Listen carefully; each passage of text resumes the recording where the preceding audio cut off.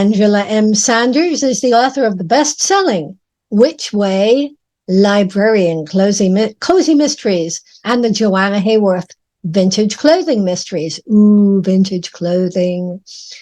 As Clever Tate, she wrote The Kite Shop Cozy Mysteries. When Angela isn't at her laptop, she's often lounging with a vintage crime novel at home in Portland, Oregon. Angela, take it away. Thank you so much for having me here.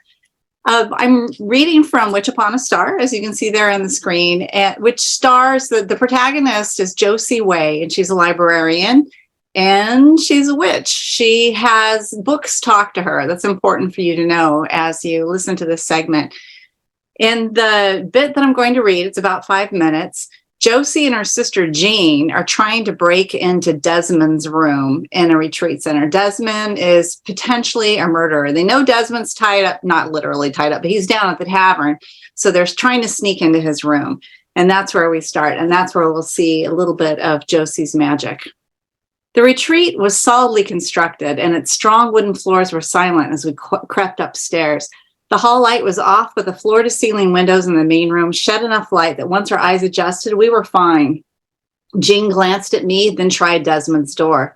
The knob turned, but the door remained closed. Shoot, she whispered. Too bad I don't have my phone, or we could look up lockpicking online. I might be able to help. Hang on. In the Landings mini library, surely one of the crime novels had a lockpicking scene that could instruct us. We returned to the landing, and I motioned for Jean to take a chair. I centered my energy and cleared my mind. Books, show me how to break into a room. At once, the books trembled with life. A sparkle of white light shot off some of them. 2 thrillers, 3 cozies, and a Mickey Spillane mystery flew to the end table next to the armchair. Jean's mouth fell open. That's so cool.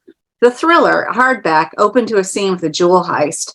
The protagonist and his team were circumventing the museum's high-tech alarm system. Too sophisticated for us. I tapped that book, and it flew back to its shelf to slip between 2 other novels. Jean watched in bald amazement. Next, the Mickey Spillane. I placed my palm on its cover. A rough voice with a deep Brooklyn accent recited a break-in, thrumming with suspense. I jolted as the novel's hero kicked in a door. Nope, not for us either. I flicked my fingers at it, and it shot to its shelf. Cozies ran the gamut, I knew. Some were more accurate and detailed than others. I closed my eyes and ran my hands over them, all too aware that Desmond or Rex might return at any moment. One cozy described breaking into a room secured with a skeleton key and an old lock like we had at the library. It's not a skeleton key lock, is it? I whispered to Jean. If it is, it's a cinch. Push out the key from the inside on a sheet of paper. Pull the sheet of paper into the door and use the key to open from the inside of the door. No, Jean said, the building's too new. Besides, we want to break in, not out. Right. I focused again on the books. Bingo. My hand stopped at a bedroom break-in. Sure, the book featured a bed and breakfast in Cape Cod, but the situation was the same. The scent of warm blueberry muffins rose from the pages. The narrator was a sassy woman about my age, a burned-out caterer from the big city who'd unexpectedly inherited a charming Queen Anne cottage from her aunt. She described cracking a simple doorknob lock. I've got it, I said, slipping the book into my coat pocket. We need 2 butter knives from the kitchen. Wait here. Light as a cat, Jean disappeared down the stairs and returned moments later with the knives. Following Jean, I padded down the hall. She stopped in front of Desmond's door and looked at me before trying the knob again. Still locked. Hold this, I whispered. I set the book in Jean's hands. It's warm, she said in surprise. The book is. Too hot? No, I like it. It's almost as good as gloves. Just hold it and let me concentrate.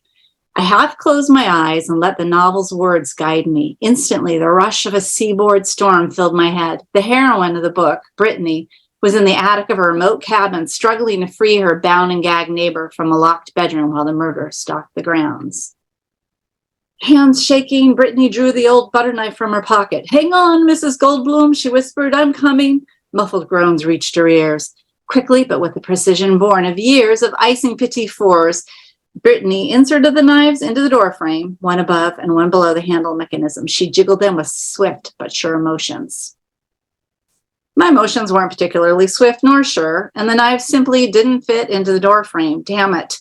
Duke had been foreman for the retreat center's construction. The man was too much of a perfectionist to set a door that didn't seal tightly. Now we're going back to the cozy. The storm raged. A slale roof tile grated as it tumbled from the roof and shattered on the ground, but its crash was a mere accent to the old house howling and creaking around them. At last, the bedroom door popped ajar and Brittany rushed in to loosen Mrs. Goldblum's gag. The older woman spat and said, "Careful, Brittany, he's still out there." "You're doing that all wrong." I jumped, flattening myself against the wall. Jean and I had been so intent on breaking into Desmond's room, we hadn't heard him arrive. Him, being Desmond. He stood impassive before us, his coat unzipped as if the winter outside were a mild breeze. My breath came too quickly for me to squeeze out words. Jean's eyes had widened to the size of Brittany's famed chocolate chip cookies, the recipe for which, the cozy informed me, was at the back of the book. That's it. The end.